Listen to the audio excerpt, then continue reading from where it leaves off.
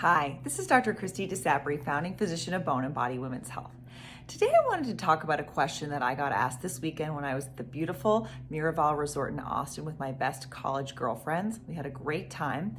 And while I was doing a HIIT and Hills workout at 8 a.m. in the morning on a Saturday, beautiful Saturday in Austin, while I was running up the hill, one of the participants who I did not know, who was also a perimenopausal woman, asked me a question when she found out that I was a physician and owned my own practice, Bone and Body Women's Health, focusing on menopause, perimenopause, and bone health.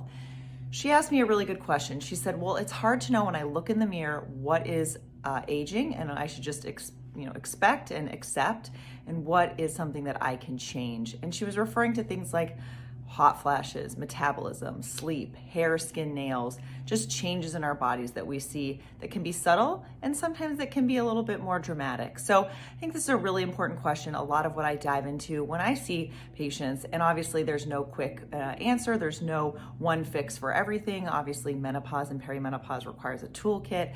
Often talk about things like hormones, often talk about things like lifestyle, targeted supplements, exercise, obviously what we were doing this bright early Saturday beautiful morning. So really important that when we think about changes at midlife, obviously many of us see changes when we look in the mirror, when we put on clothes, when we go to physician's office and are told things like our bone density is declining, or our blood pressure might be elevated, or there's things like fasting sugars that are elevated, or glucose intolerance, or prediabetes, or changes in blood pressure.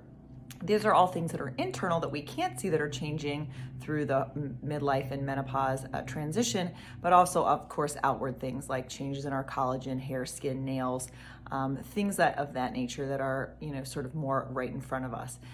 So I think it, again, is really an important thing that I loved this question. I think it was super honest about, what do we accept and what do we say, okay, let's work against the forces of nature. And I think that there is a lot of meeting in the middle there. That's really how I practice. Let's talk about what changes you're seeing, what could really affect your lifestyle and your health overall. So we know that there's so many changes in metabolism and bone health and muscle health, in all the things that are happening in our brain and our hypothalamus, our sleep, all through the perimenopause to menopause transition. So I think this recognition is really exciting, that we have more awareness in this field and more women asking these questions and really seeking the answers that they need. So I hope to see you soon.